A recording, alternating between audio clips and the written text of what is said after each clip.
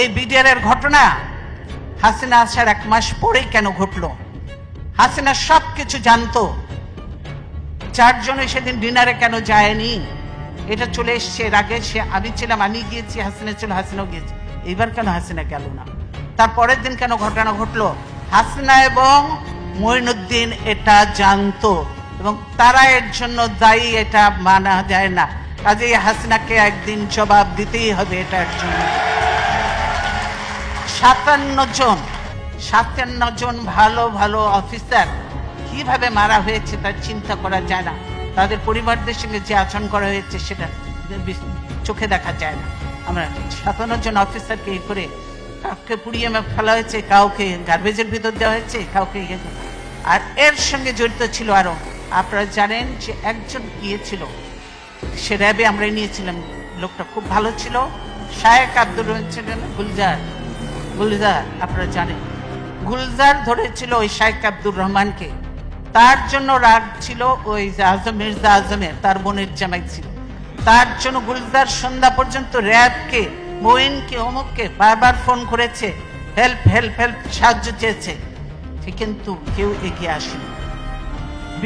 কি বলে, RAB army যে বসে আছে কিন্তু পারমিশন পাচ্ছে না, র্যাব ঢোকার পারমিশন পাচ্ছে না।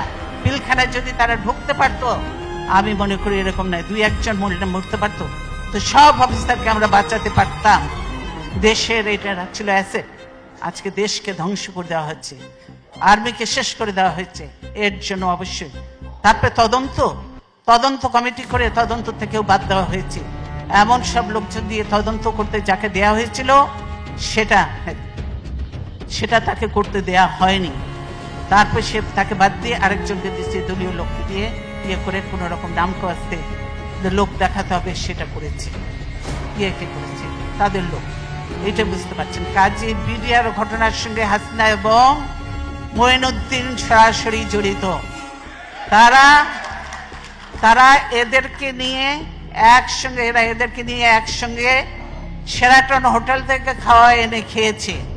তাদের যে তখন একজন ছিল, কি রিলিজি ছিল না কি ছিল, কি না, তৌহিদ তখন কোথায় ছিল? হাসিনার ওখানে ছিল না? নিজের পরিচয় দিয়ে গেছে, একসঙ্গে খাওয়া দাওয়া করেছে, সবকিছু করেছে, ভালো কাজ করেছে, বাবা দিয়ে পাঠিয়ে দিচ্ছে। এই হলো অবস্থা। কাজে শুধু এই ঘটনা নয়, হাসিনা অনেক কিছুর সঙ্গে জড়িত। হাসিনা মিথ্যে কথা বলল, মানে প্রতিনিয়ত হাসিনা মিথ্যে কথা বলছে এবং মানুষের উপরে অত্যাচার চালাচ্ছে। তাই আমরা বলতে চাই, আল্লাহ আছেন, আল্লাহ অবশ্যই দেখছেন, আল্লাহ বিচার করবেন। সাগররুনির কোনো বিচার আজ পর্যন্ত হয়নি। যত দুর্ঘটনা ঘটছে তার সঙ্গে হাসিনা এবং আওয়ামী লীগ সরাসরি জড়িত এবং তার পুলিশ বাহিনী, পুলিশ এবং র্যাব এরা জড়িত। তাই আমি বিদেশিদের কাছে আহ্বান করব, এই র্যাবের ইউএন মিশন বন্ধ করতে হবে, র্যাবকে বন্ধ করে দিতে হবে। র্যাবকে যে গুলি টুলি সাপ্লাই দেওয়া হয় এগুলো বন্ধ করতে হবে, নাহলে বাংলাদেশের নিরীহ মানুষরা মরবে, বিদেশিরাও মরবে, এবং এইগুলো সব বন্ধ করতে হবে। র্যাব পুলিশদেরকে, পুলিশ এই দেশে দেখেছি পুলিশরা হলো জনগণের সেবক, জনগণের নিরাপত্তা দেয় এরা, অথচ বাংলাদেশের পুলিশ জনগণকে ধরে নিয়ে যে ঘুষ নেয়, নাহলে গুলি করে হত্যা করে জঙ্গলে ফেলে দেয়। এই হলো বাংলাদেশের পুলিশের অবস্থা। কাজেই আমরা খুব একটা খারাপ সময়ের মধ্যে দিয়ে বাংলাদেশ যাচ্ছে, আমরা অত্যন্ত কষ্টের মধ্যে আছি।